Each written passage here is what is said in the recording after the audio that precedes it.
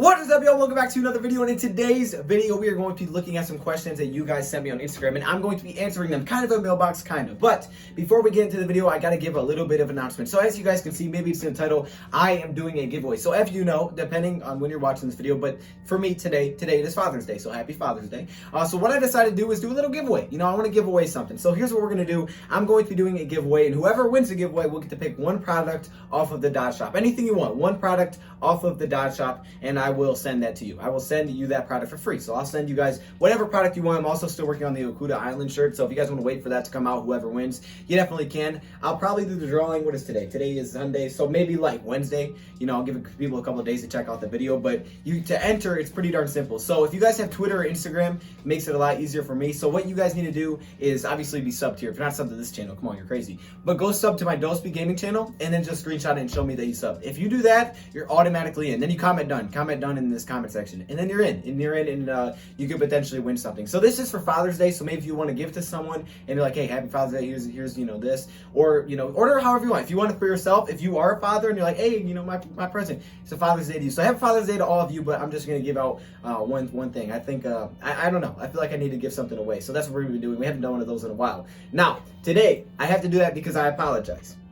Didn't really have a video planned for today. Honestly, I didn't have a video planned. This whole week has been absolutely crazy, and it probably will get worse and worse. I mean, I'm going to have my graduation this weekend, so that's going to be crazy. It's been a lot of stuff. So what I decided to do was answer some of your guys' questions. So I went on Instagram, and I had some debate table questions you guys sent me. So I'm just going to be answering those for me today because I do have a lot more debate table questions from the community on the YouTube channel. We'll use these again. We'll use the ones from YouTube when we do a debate table.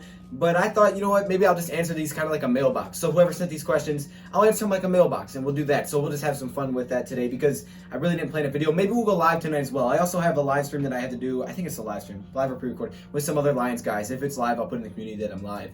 So I'll have to do that as well. So today's pretty packed. Today's been pretty packed. I just got back from that party I told you guys about. So it's been pretty crazy. So I'll answer these. Maybe we'll do a live stream tonight.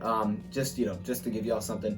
And yeah, let's just hop right into it, man. Let's answer some of these questions. Also, another versus video is coming soon. Go to community and tell me which player we should do. So let's hop into these questions, man. All right. First off, from AnGab2004 says fired. Okay, I'm assuming he's talking about something else. I'll probably see the rest of that comment somewhere else. I'm not sure. Okay, let's get on the next one. How good is Swift going to be? How good is DeAndre Swift going to be? DeAndre Swift is going to be a monster. You know, someone keeps throwing this stat at me like, you know, the top running back, projected top running back in class always like wins Rookie of the Year or 1,300 rushing or something like that. Either way, DeAndre Swift is going to be an absolute monster, okay? Swift is a great running back, and we haven't taken a running back this high in terms of running back rankings in a long time. Swift is going to be great, and I think with Carrion, he's going to be even better. They're going to push each other. DeAndre Swift does it all, and he's perfect for our system. I mean, I would have been fine with getting a guy like Jonathan Taylor. But for me, Jonathan Taylor isn't necessarily the guy you would probably want for the system. I mean, he would help for running the football, but he's not as much of a threat out of the backfield. For DeAndre Swift, he's a great threat out of the backfield, great hands. He may not get 1,000 yards rushing, but he may have 1,000 yards from scrimmage because he can catch the ball and he can run the football. Those two things are going to be great. Matthew Stafford loves the running backs that can catch the ball in the backfield. DeAndre Swift is going to put in some big numbers, and he could be pushing for Rookie of the Year. I'm just saying. And this is great. You know, I feel like we have a really good foundation built at certain areas of our team, like the offensive line. We could have a pretty nice foundation with Frank Ragnow, Taylor Decker, Big V who's locked up, and then your two young guards. We could have most of our offensive line locked up for a while, especially if Decker gets an extension. Your running backs, you know, you still got some young running backs, and obviously Swift is going to be a rookie. Your wide receivers, that's a little bit questionable. We'll see what we do there. We'll have to draft new guys there. On defense, your cornerback group is pretty much solidified for a while. So you got a pretty good setup going here. Some good foundational pieces. So I love it. Yeah, I love what we're doing, and we're definitely building to run the football. You know, Darrell Bevel wants to run the ball, so having a guy like Swift, he's gonna fit right in. He's gonna take this. I think he can take this offense to a new level. Offense was great last year, and if we get any kind of running game, it's going to take to a new level. And honestly, our passing game is going to open up Swift a little bit as well. He may be that guy that's like, oh my gosh, we finally can run the football, and he'll also help out Kerryon Johnson because Kerryon Johnson will be pushed. So I think Swift is going to be a monster. Hopefully that answered your question. Good question, Michael. Next up, we got Torbatolo. Okay, he says, can defensive line step up? Absolutely, man. If you didn't check out my video about Danny Shelton, you may have. I don't know. I made a video about Danny Shelton. It's called Danny Shelton will like save the Lions or whatever, save the Lions defense, something like that. Yes, the defensive line will be much better, and Danny Shelton is the reason. Look, we had some more help. We brought in some more players that hopefully can help us this season. I think we have some good pieces, a lot of young players that, the potential is through the roof. I mean, there's a chance this defensive line could be insanely good and just come out of nowhere. I mean, look at the two pictures in this player. And not two pictures. Look at the two players in this picture. Romeo Core, Deshaun Hand. These guys have so much potential. It's crazy. Austin Bryant. Okay, now you brought in Nick Williams. You know about a couple of veterans, but there's so many young guys that we haven't got to see consistently, and they could ball out. And I think Danny Shelton is going to be the reason that we look really, really good defensively. He's going to help open up Romeo again, and I think it could be a chance for Trey Flowers to hit double-digit sacks. Defense line will be better. I don't think it's going to be top 10, but it will definitely be better and help out this defense and the secondary. If we can get any pressure, it will help the secondary for sure. And also, the secondary will also help the pass rush a little bit as well. You know, if we can play man-to-man for a couple of seconds, it can give the defensive lines some time to get some pressure without having to blitz. So I think, they'll work with each other. They'll work well with each other. They'll kind of help each other. And I think the defensive line will be better. I don't think it'll be one of the best in the league. Not this season. I don't know. I just think there's a lot of unproven uncertainties. But I do think it will be much better than last year. And it's going to be huge for our defense. So good question. I like that one. All right. We got Log and Kern. Okay. You guys got some interesting names. He says, will Stafford have an MVP season? Come on, man. You know I made that MVP video. Don't even act like you don't. I know that's where that came from. It may have been. I don't know. I made a video. Matthew Stafford will have an MVP season. Yes, he will. Come on, man. Obviously, man. Matthew Stafford is going to be great next season. And, honestly, I'm at a point where it's hard to say, okay, well, he's just not going to throw it as much because Daryl Bevels. So I don't know if he's going to put the same numbers. But this dude just gets it done. I mean, how can you be 7th in attempts out of your 10 years, excluding 2010, and you still have that many yards? You were still on pace for the numbers you were putting up. I mean, that is insane. I can't doubt this guy. I can't doubt it. Matthew Stafford's going to be an absolute monster next season. Oh, my gosh. Can you imagine a running game? And his weapons... He has the best weapons in the North. Let's be honest here. All right, so good question. Yes, he will be. Will he win it? I don't know. That comes down to success. But he's going to play at a level where he could win at the MVP award. Do you think Doron Harmon is an upgrade from Quandre Diggs? Okay, upgrade from Quandre Diggs. I would say he's an upgrade when it comes to obviously fitting into the team. Quandre Diggs didn't fit really well. It didn't mesh really well. Obviously, we know how that ended. Same kind of thing with Darius Slay. And I think, Doron Harmon wanted to be here. I mean, Doron Harmon was probably the most excited player that I've seen that we brought in this offseason. I mean, there were so many stories about how excited Doron Harmon was when he was traded to New England, and he gets to work with Matt Patricia again. I mean, this is great for the Lions system. Now, skill-wise, I don't know exactly, because I think every player needs a certain system to thrive. I think Quandre Diggs looked a lot better with Seattle because that's kind of more comfortable for him. Maybe he was more comfortable there. And I think Darius Slay, I know Darius Slay down here. I still think Darius Slay's the top corner in this league. And I think with Philadelphia, he's going to look great next year. He's going to be great in that system for Philly. He's going to want to be there. They may play more zone than what the Lions did. I think he's going to be great over there. And for us, Doron Harmon fits, I think, in our system better than a guy like Quandre Diggs. Maybe just simply for the fact that he wants to be here. And anytime you want to be somewhere, you want to play for somebody, you play harder, you play better, okay? Everything works out better, okay? So it's going to be great. And he's also going to help some of the young guys. So I would say Doron Harmon is definitely an upgrade because of everything that went on with Quandre Diggs. However, I do still think they are both great players. They just have to be in, their own system that fits them, right? I mean, it's with every player. If you're in a system that doesn't necessarily fit you, or you don't want to be there, or you have some locker room problems, or you have problems with the coach, obviously you're going to struggle in that situation. So I think for us, it's definitely an upgrade, for sure. Do you think we could have a top 10 defense? Depends what we're looking at here. What do you mean by yards? Do you mean by points? I think if you look at the Lions defensively, I could honestly see them being top 10 in points. I don't know about yards. I think they're going to give up a pretty good amount of yards. They may be below average in yards allowed. However, I could definitely see them top 10 in points. If you look at Matt Patricia and his time in New England, Matt Patricia was all about bend, don't break. And the reason that we say that is because it does come from that time when he was in New England. They didn't allow a lot of points. They had years where they would allow tons of yards, but not a lot of points. I mean, that's their go-to, right? Not allowing points. We'll bend, you can get down the field, but if we're not finishing off drives with touchdowns, we win. We win that battle, right? So they can have 500 yards, but if you're only kicking field goals, we can win that battle. So I think the Lions are going to be really good at points allowed. You got some vets, you got some really smart players, and he's going to have a lot more trust to press those guys up to play at first down marker. And it's really smart players. He's got some really smart players at linebacker in the back end.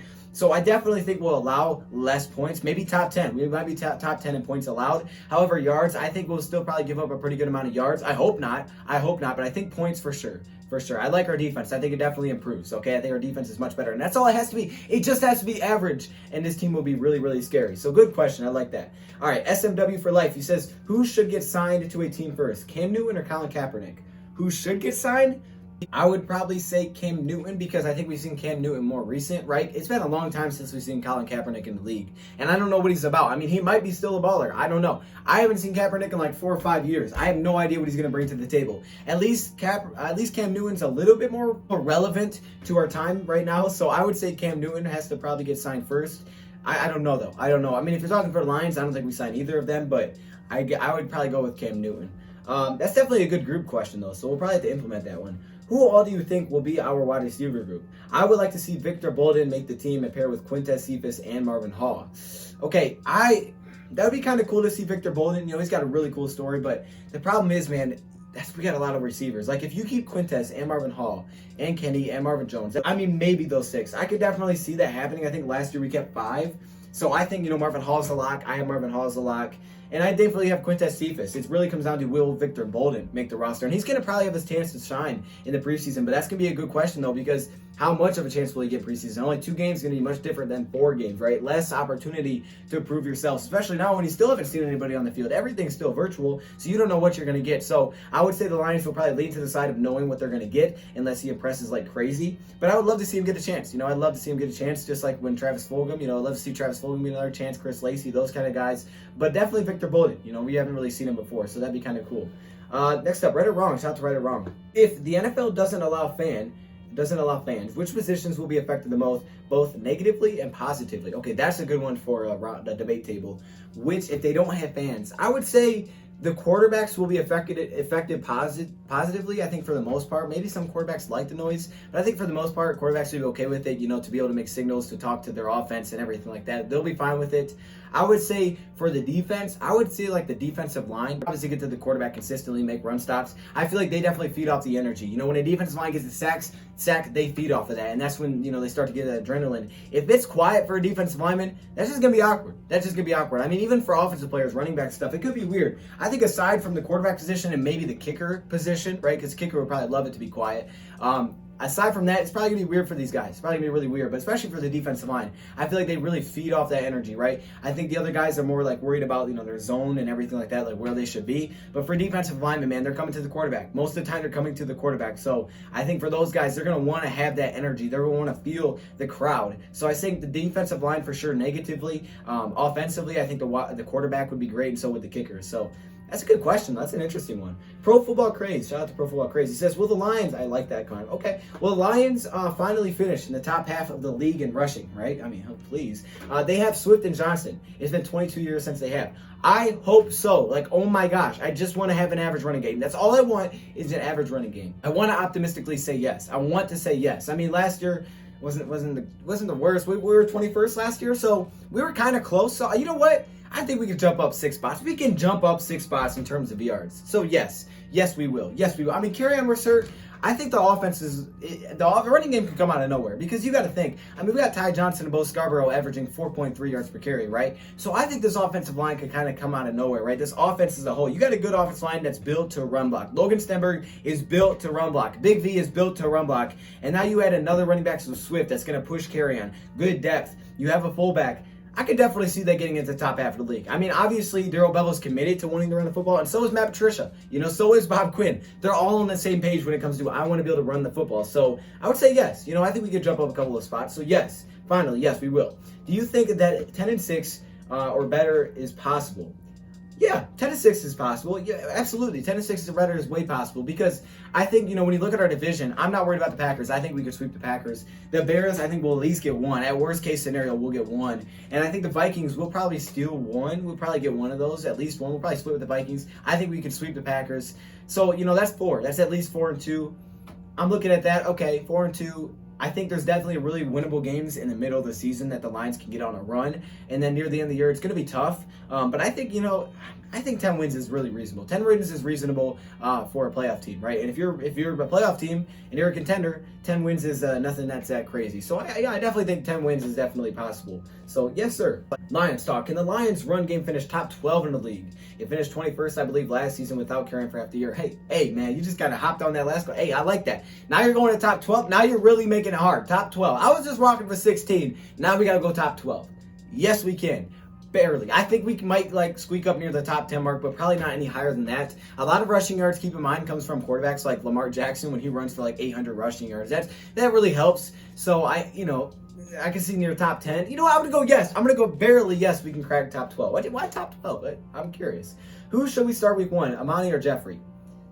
Ooh, Robert. I really want to say Amani. I don't know, because it really is going to depend on what they see. It's going to depend on what they see. But I would say from an outsider standpoint, it definitely has to be Jeffrey. I mean, there's no doubt in my mind that you have to let your number 3 pick start. Number 3 pick's got to be starting, right? I mean, what position other than the quarterback is your number 3 pick not starting day 1? What position would that be? I mean, unless something goes horribly wrong, you're probably starting. I mean, I can't think of a position other than the quarterback if you have like a guy that, you're just going to trust and, like every team does, like Baker Mayfield and stuff like that. What position other than the quarterback would not start week 1? So I got to go with Jeff. It has to be. That's a good one, though, for a debate table for sure. Would the Lions sign a big name free agent that is still available? Well, I mean, I think there's a couple of those guys left, a couple of big names still left. Honestly, as we get further and further, I'm still feeling they'll sign somebody. I just don't necessarily know if they'll sign Everson Griffin or someone like that. Because aside from Everson Griffin, I don't know if any of the big names make sense. Like, I don't think Clowney makes sense. I don't think Cam Newton makes sense, at least not now.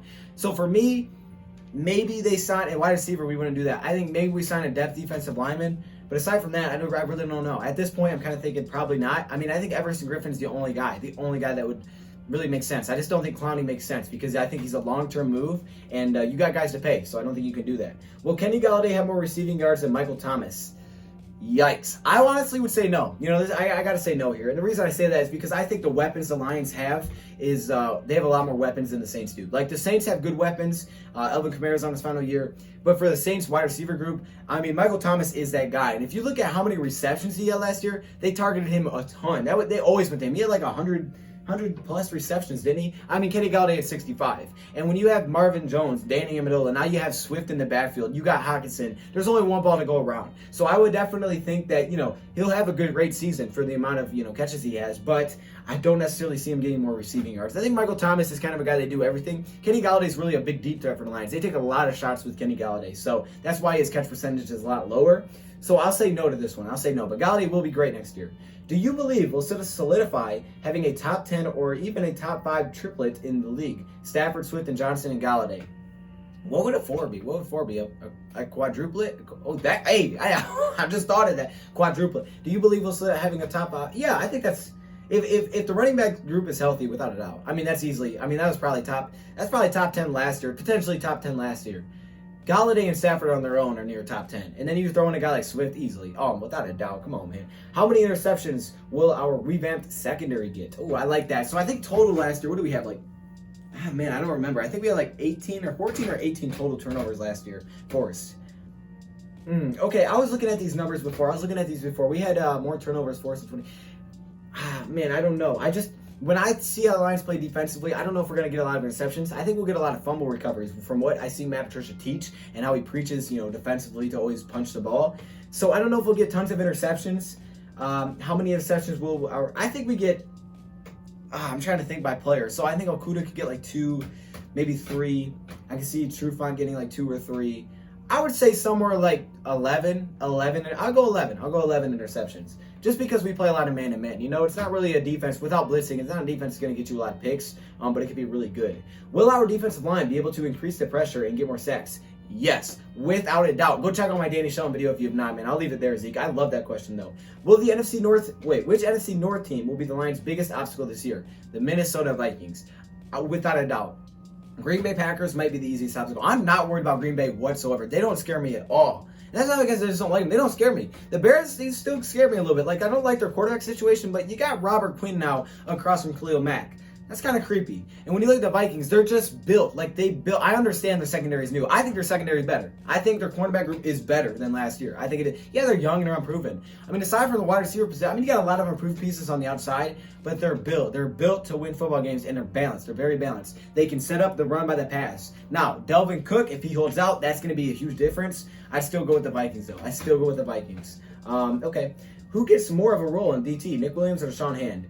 it's kind of like the other. There's 3 defensive linemen, right? So one of them's like your pass rusher and Trey Flowers. Then you got your, you got your Jack Roll, and then you have your nose tackle, which is like Danny Shelton. Then you got that other defensive line position, which is kind of a DT/defensive end, right? Because they're run stuffers. So I think they're both going to get similar amount of time, but I think Deshaun Hand gets more of a role than Nick Williams. I really do.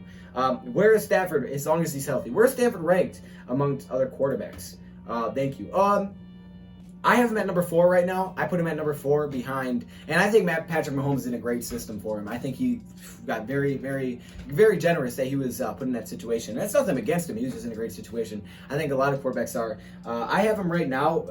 If you guys can go watch my top 10 quarterbacks, if you guys want to go check that out, I really detail it. But I have him at 4. I think I have him behind. I have him behind Russell Wilson. I think behind Mahomes. And do I have him behind Breeze? I don't remember the third one, but I have him number 4 right now. So that's how I'm looking. If you guys want to go check that video out, my top 10 quarterbacks, check that out.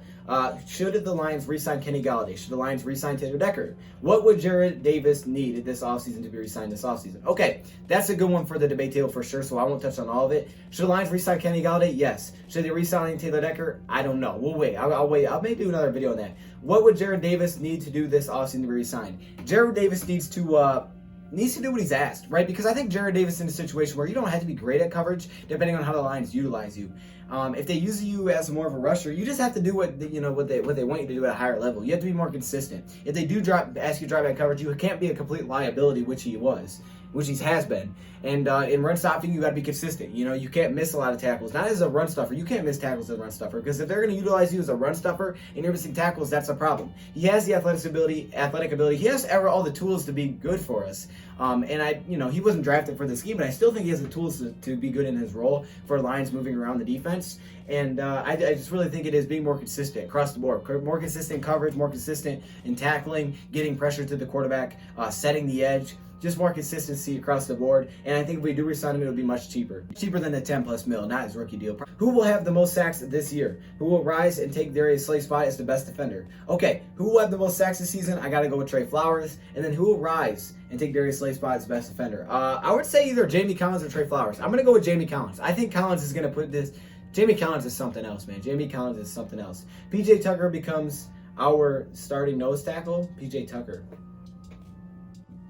Penasini? PJ Tucker. I don't know. Amani takes the number 2 corner. Travis Fulgham becomes our 4th wide receiver. Man, I don't think any of those will happen, honestly. I'm not going to lie with you. I think Amani maybe in year 2. Maybe in year 2 he does. Will Matt Patricia end up getting fired after the NFC? Okay, so that was the first comment. No, he will not. I think Matt Patricia's coming back. So, I don't want to answer those too much detail. I'll leave it there. Again, these will be debate table questions. A few of these. I'll pick a few of these. I can't use them all anyways. I'll only pick like 4 or 5. But, yeah, I appreciate you guys stopping in. And then we may do a live stream tonight. But definitely have a Father's Day. Make sure you guys do those things so you guys can enter into potentially winning a Belsa Dion apparel, right? Maybe a shirt or something. Let's look at it. We got some good stuff on here. And yes, Okuda Island will be coming soon. So let me hear your thoughts, comments below. Thank you for watching, and I'm out.